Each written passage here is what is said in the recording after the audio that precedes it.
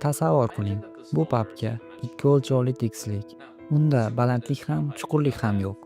Bu nimani anglatadi? Bu bir o'lchamli dunyo degani.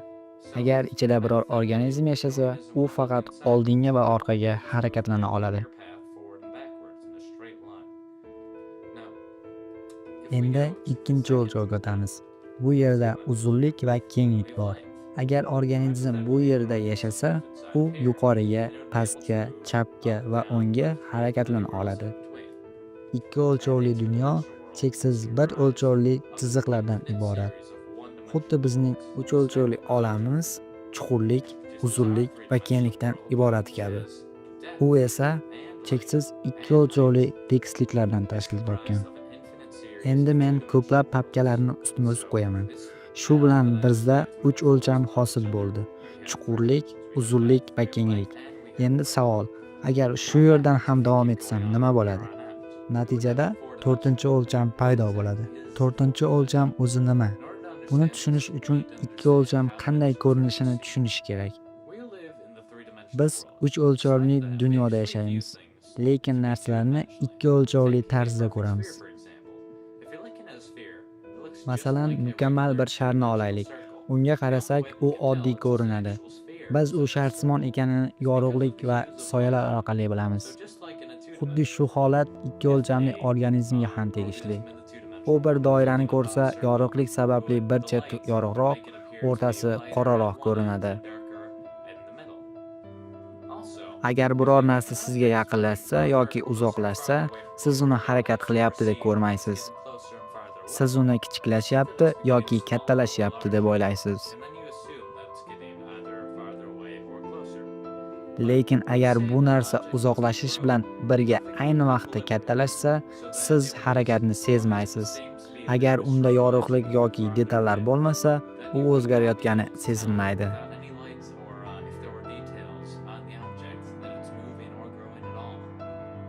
Demak, biz narsalarni ikki o'lchamda ko'ramiz. Shuning uchun ikki o'lchamli mavjudot narsalarni faqat bitta o'lchamda ko'radi. Mana bu kichkina tangiga qarang. U rezina halqaga qarayapti. Halqa uzoqlashyapti va bir vaqtning o'zida kattalashyapti.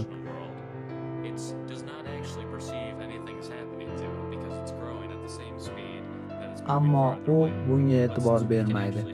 Uch o'lchamli mavjudot sifatida biz buni ko'ra olamiz. U esa yo'q, chunki u faqat bitta o'lchamni ko'radi.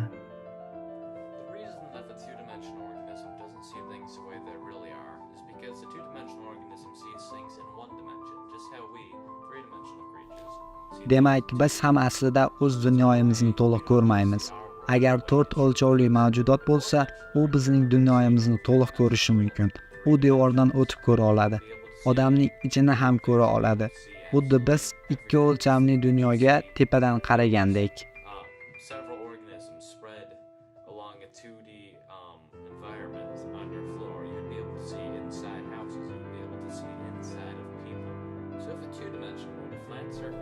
Agar ikki o'lchamli dunyo cheksiz chiziqlardan iborat bo'lsa, 3 o'lchamli dunyo cheksiz tekisliklardan iborat.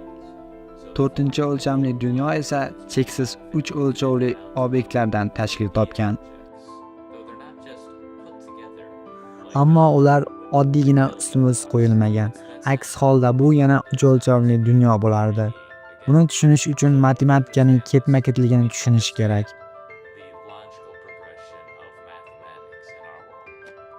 Tasavvur qiling, bu qisqa tayoqcha birinchi o'lchovni bildiradi.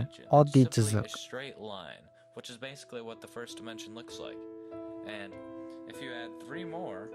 Unga yana 3 ta chiziq qo'shsak, ular to'g'ri burchak, perpendikulyar hosil qilsa, bu kvadrat ikkinchi o'lchov bo'ladi.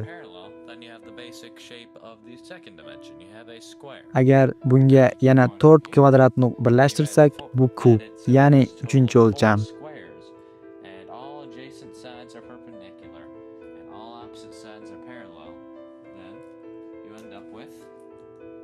Obviously, a cube.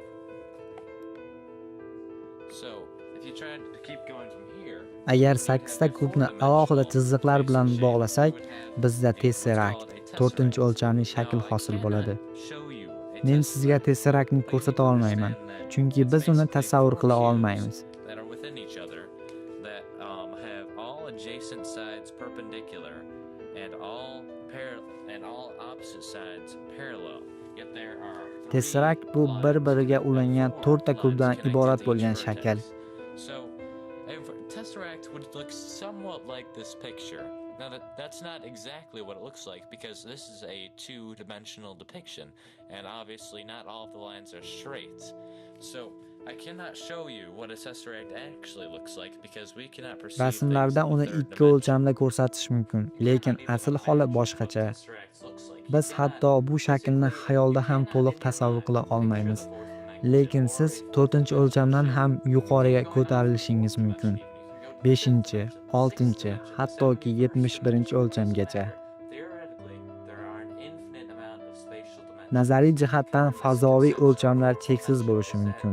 Ko'pchilik odamlar 4-o'lchovni vaqt deb o'ylaydi. Ba'zilar aytadi, vaqt bo'ylab oldinga va orqaga harakat qilsangiz, boshlang'ich joyga qaytasiz.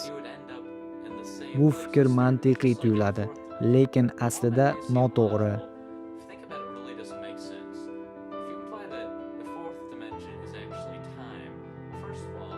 Chunki vaqt makon emas, bu boshqa narsa.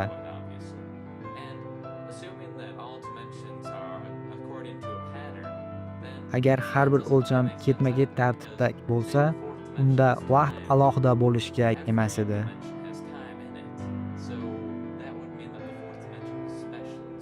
Bundan tashqari, har bir o'lchamda vaqt bor. Demak, vaqt faqat 4-o'lchovga xos deyish mantiqsiz. Biz harakat qilganimizda doimo vaqt ichida siljayapmiz. Bu yorug'likning tanamizga yetib kelishidagi kechikish tufayli bo'ladi. Agar bir guruh astronavtlar yorug'lik tezligiga juda yaqin tezlikda sayohat qilsa, ular Yerga qaytganida Yerda bir necha yil o'tgan bo'ladi. Bu vaqt ichida sayohat qilgandek bo'ladi.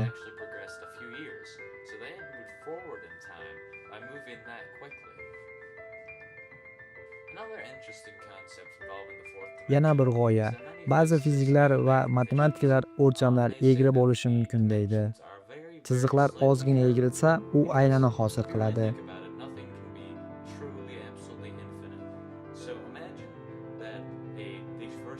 Agar kvadrat egilsa, u shar bo'ladi. 3-o'lchovli dunyo ham egilsa, 4-o'lchamli olamga aylanadi. As suggested by many physicists, if you keep going in the same direction, then you will end up where you are, where you started after a very, very long amount of time, obviously. And the same thing would happen to the second dimension. If it's just a square, and then you extend it very, very slightly in a curve, it will eventually make a sphere. And the same thing happens in our dimension, except it will form a very, very slightly curved third dimension, which will form a four-dimensional universe, basically. So what this Bu shuni bildiradiki, bizning 3-o'lchovli olamimiz 4-o'lchovli olam ichida va bu 4-o'lchov 5-olam ichida. Bu jarayon shunday davom etadi. Men avval cheksizlik yo'q degan edim, lekin agar har bir o'lchov boshqasining ichida bo'lsa, bu o'lchamlar cheksiz bo'lishi mumkin degani. Bu nazariyadagi yagona muammo, bu jarayon qachon to'xtaydi? Biz buni bilmaymiz. Ushbu video sizga 4-o'lcham haqida soddaroq tushuncha berdi degan umiddaman.